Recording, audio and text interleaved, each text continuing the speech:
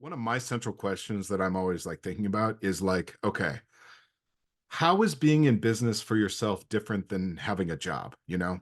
And it's like one of the ways that I answer that is that when you're in business for yourself or when when you're leading something, you make the decisions, but you also figure out what those decisions even are, you know? And so it's like, man, a lot of thoughts I'm trying to put together here.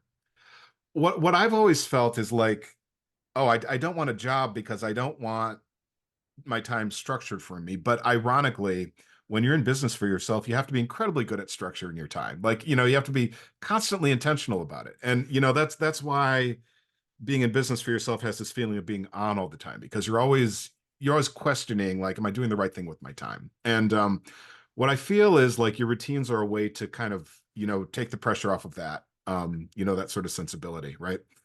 What I also notice though is that I feel like one of the things that stops me from really diving into certain routines more fulsomely is this sort of a self-doubt and self-questioning and just a feeling of okay, it's like because you're saying like, yeah, I have to sit down, I have to put something out on social media, and I may be really, really scared to do it, but I'm gonna do it anyway, right? I feel like it's that fear that stops me, the fear of what people think, the fear of people judging me, the fear of me not speaking to people, the fear of turning people off. You know what I'm saying?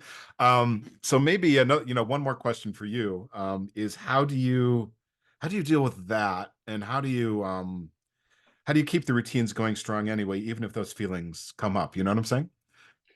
Yeah, and a couple thoughts too that, and hopefully this will answer it as well. But a couple Hmm. thoughts that came up was